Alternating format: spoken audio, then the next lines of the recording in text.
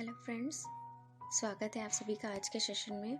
आज जो है वो आपका ओड का सेकंड पार्ट है जो कि टाइप्स ऑफ ओड पे था।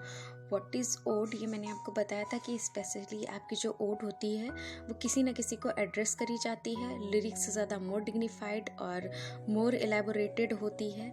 इसके अलावा कई सारे पॉइंट्स हमने लास्ट वीडियो में डिस्कस किए थे। अब आज की वीडियो में हम डिस्कस कर रहे हैं टाइप्स ऑफ ओड।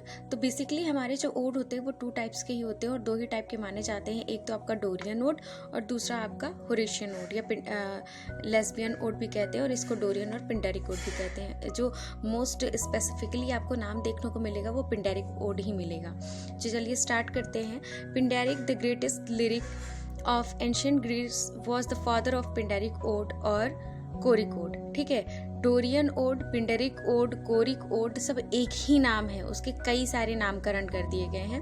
तो बेसिकली पिंडेरिक जो थे वो ग्रेटेस्ट लिरिक पोएट थे एंशिएंट ग्रीस के, was the father of Pindaric ode. ये पिंडेरिक ओड के फादर माने जाते हैं, जिसको हम कोरिक ओड भी कहते हैं।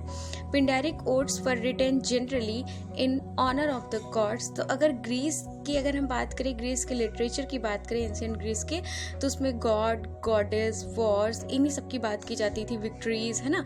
तो ये जो हमारा ओड था वो भी क्या होता था, Pindaric ode were written generally, सामान्यतः जो पिंडेरिक ओड लिखे जाते थे in honour of the gods, ये भगवान के सम्मान में लिखे जाते थे, और टू सिंग द ट्रिम्स और विक्ट्रीज ऑफ रूलर्स, या फिर जो रूलर्स होते थे हमारे, उनकी जो विजय हुई होती थी, युद्ध हुए होते थे, उनकी विक्ट्रीज के ऊपर गान किया जाता था, उस पर लिखे जाते थे।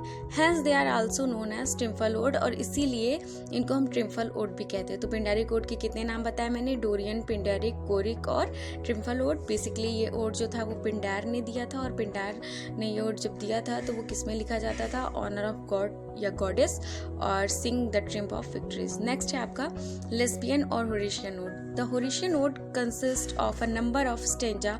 होरेशियन ओड जो था वो पिंडेरिक ओड से अलग था, इसमें नंबर ऑफ स्टेंजास होते थे विद अ मोर और लेस रेगुलर मेट्रिकल स्ट्रक्चर। लेकिन इसमें जो स्ट्रक्चर था वो इसके जैसा नहीं था, यानी मीटर्स जो थे इसके तरीके के फॉलो नहीं किए जाते थे, but without any division into triads of Pindaric, की पिंडेरिक ओड की तरह डिवाइड भी नहीं था। इट मे बी राइम्ड और अनराइम्ड, और इसका कोई पर्टिकुलर रूल ये नहीं था कि ये राइम्ड ही होगा या अनराइम्ड ही होगा। तो लेस्बियन ओड जो था वो पिंडेरिक ओड से जस्ट कह सकते हैं ऑपोजिट था। जो चीज़ें इसमें फॉलो की जाती थी, मीटर था, राइम थी, वो सारी चीज़ें इसमें फॉलो नहीं होती थी।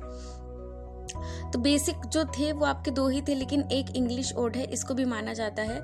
English ode is remarkable for its subject. English ode जो है वो प्रशंसा में इसलिए आया है, फिर इसका चलन इसलिए शुरू हुआ क्योंकि इसका सब्जेक्ट मैटर बहुत अच्छा होता था, इसकी स्टाइल बहुत अच्छी थी, ट्रीटमेंट बहुत अच्छा था, आउटलुक बहुत अच्छा था।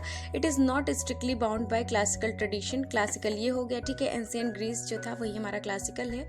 ये किसी भी क्लासिकल रूल के द्वारा बाउंड नहीं था, क्योंकि इंग्लिश राइटर्स जितने भी हुए हैं उन्होंने चीज़ों को अपने अकॉर्डिंग लिखने की कोशिश की थी।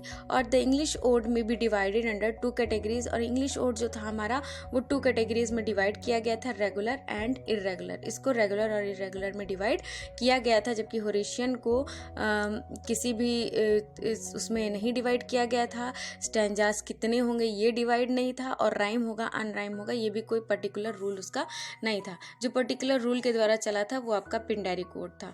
तो ये था ओड, टाइप्स ऑफ ओड। अगर मान लीजिए आपके ग्रेजुएशन वाले जो बच्चे इस वीडियो को देख रहे हैं, मान लीजिए आपके पेपर में आता है, तो इतना अगर आपको ओड और टाइप्स ऑफ ओड आपको पता है तो ये आपके लिए इनफ होगा। जितने भी नंबर का क्वेश्चन हो आप लोग कर ले जाएंगे, और इससे ज़्यादा आपसे पूछा भी नहीं जाएगा। तो आई होप आपको ये वीडियो अच्छा लगा होगा, और प्लीज़ अपने दोस्तों को इसको शेयर करें, जिसको ज़रूरत है उनको बताएं, ठीक है, क्योंकि रूट से चीज़ें पढ़ाई जा रही हैं तो आप ही लोगों का फ़ायदा होगा। आज के लिए बस इतना ही, धन्यवाद।